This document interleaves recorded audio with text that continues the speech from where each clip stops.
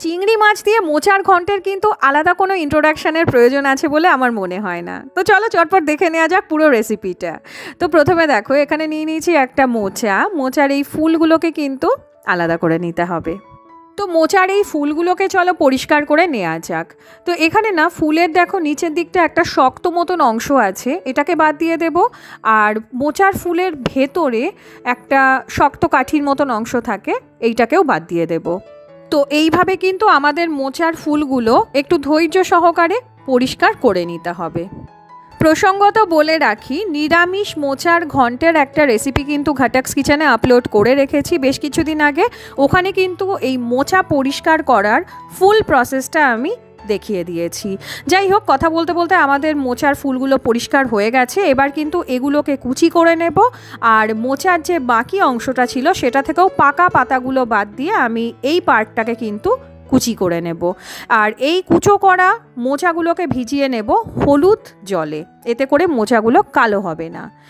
এবার মোচাগুলোকে একটু সেদ্ধ করে নিতে হবে, সেটা ভাপিয়ে নিতে পারো কিংবা প্রেশার কুকারে একটা সিটি দিয়ে নিতে পারো। আমি কিন্তু এটা প্রেশার কুকারে একটা সিটি দিয়ে নিয়েছি। দেখো কতটা সফট হয়ে গেছে মোচাগুলো।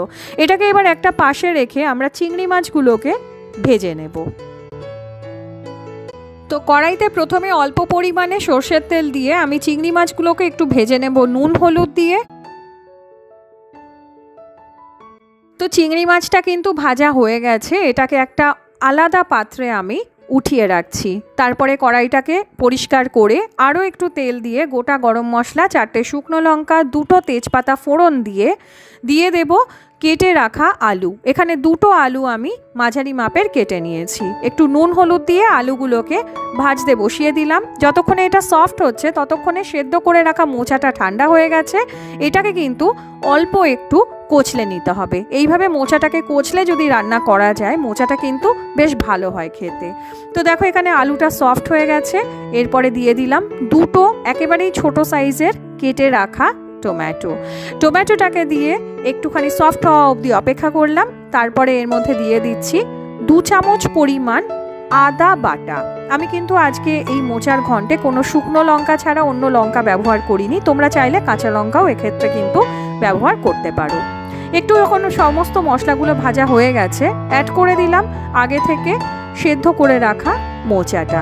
ব্যাস, এবার বাকি মশলাগুলোর সাথে এটাকে একটু মিশিয়ে নিয়ে নুন, হলুদ, লঙ্কা গুঁড়ো, ধনে গুঁড়ো এবং জিরে গুঁড়ো দিয়ে আবার করে এই মোচাটাকে কিন্তু আরও কিছুক্ষণের জন্য আমি ঘেঁটে নেব।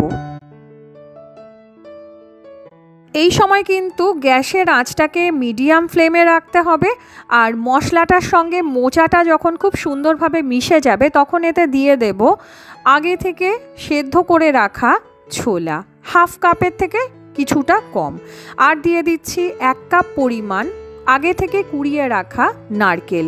মোচা যখন আমরা রান্না করব চেষ্টা করব ছোলা, নারকেল, বাদাম এই জিনিসগুলো দিয়ে রান্না করতে, তাহলে কিন্তু নিরামিষ মোচা তো অসাধারণ খেতে হয়ই, কিন্তু চিংড়ি মাছ দিয়েও মোচার স্বাদ খুব ভালো আসে।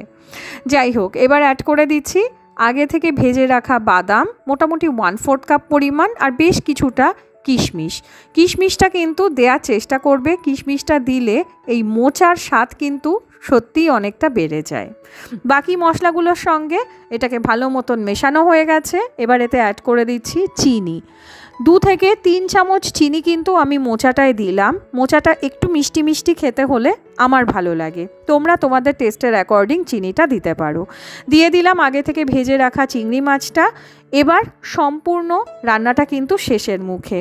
এবার কিছুক্ষণের জন্য এটাকে আরও একবার মিশিয়ে নিলাম আর তারপরে দিয়ে দিলাম ঘি আর গরম মশলা। ব্যাস, এর সাথেই কিন্তু আমাদের চিংড়ি মাছ দিয়ে মোচার ঘন্ট একেবারে রেডি। নামিয়ে নিচ্ছি এটাকে একটা সার্ভিং বোলে। খুব সুন্দর লাগে খেতে গরম ভাতের সঙ্গে। এটাকে আমাকে নতুন করে ইন্ট্রোডিউস করানোর কোনো দরকার নেই। যাই হোক, রেসিপি ভালো লাগলে ঘাটাক্স কিচেনকে অবশ্যই করে সাবস্ক্রাইব করে নিও। নিরামিষ মোচার রেসিপিটাও কিন্তু পারলে দেখে নিও, আশা করি তোমাদের ওটাও ভালো লাগবে। সবাই ভালো থেকো, টাটা।